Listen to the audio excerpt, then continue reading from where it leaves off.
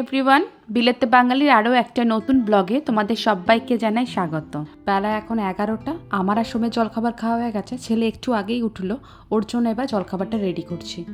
প্রথমে ছেলেকে কি জলখাবার দেবো বুঝতে পারছিলাম না, তারপর দেখলাম ফ্রিজে পাউরুটি রয়েছে, সেটাকেই বাটার মাখিয়ে চিনি ছড়িয়ে নিয়ে আজকের মতো কাজ চালিয়ে নেব।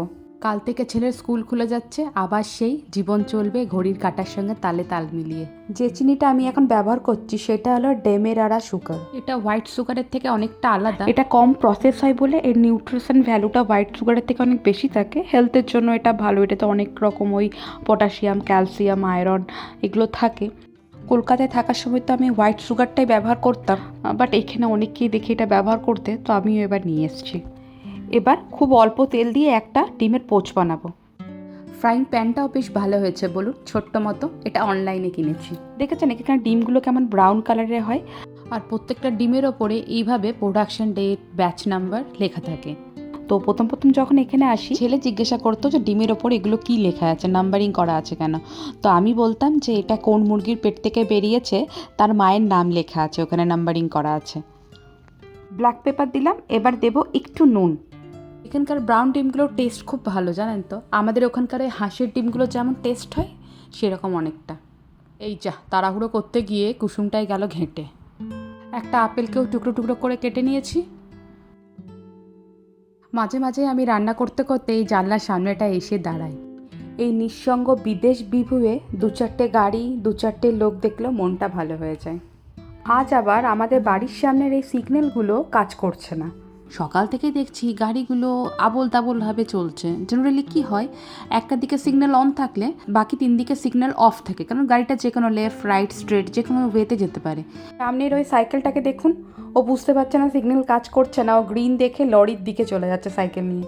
এখানকার ব্রিটিশ গভর্নমেন্ট আবার এইসব ব্যাপারে খুব তৎপর। আর সকাল থেকে সিগন্যালগুলো কাজ করছে না, আর দেখুন 1 ঘন্টার মধ্যে ওরা আবার টেকনিশিয়ানও পাঠিয়ে দিয়েছে এগুলো সারাই করার জন্য। এখানে একজন কাজ করছে, আর দূরেই ওই সিগন্যালটাতে আরেকজন টেকনিশিয়ান কাজ করছে। এই কিছুক্ষণ আগে ও কিভাবে বাবার কোলে কোলে ঘুরছিল দেখুন। কি হচ্ছে এটা? এই ঘুম থেকে উঠছে না, জোর করে উঠিয়ে নিয়ে এসেছি। বুড়ো ছেলেটা এত বড় ছেলে বাবার কোলে চেপে ঘুমাচ্ছে। এবারে আমিও হচ্ছে ঘুমিয়ে যাবো বেডরুমে নিয়ে। এবার আমি মাথা ঘুরে পড়ে যাবো। এই তুই কি বাচ্চা ছেলে? ওঠ ওঠ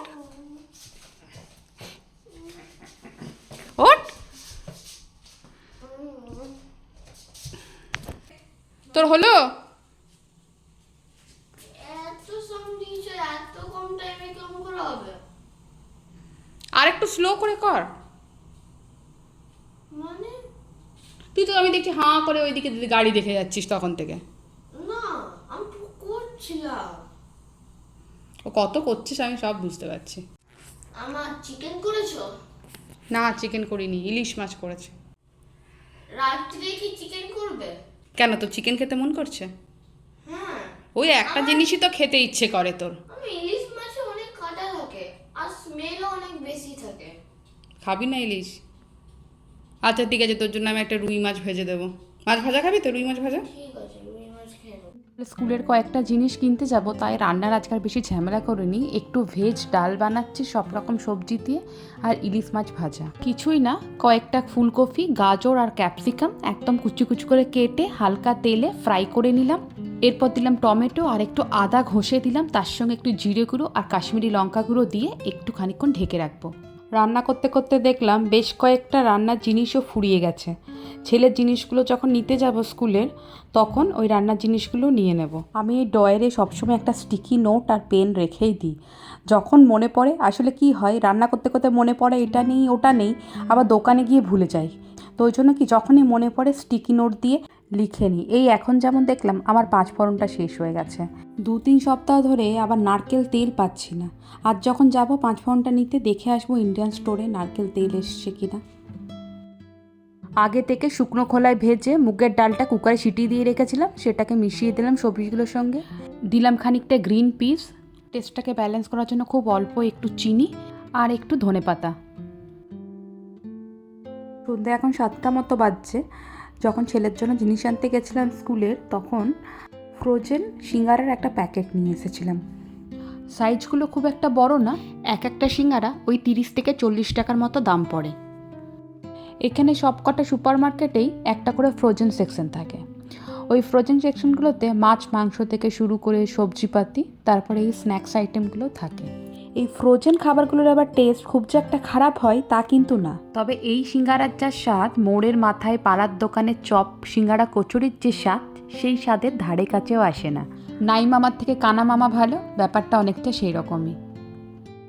প্রত্যেকটা প্যাকেটের পেছনে এরকম করে কুকিং ইনস্ট্রাকশন দেওয়া থাকে।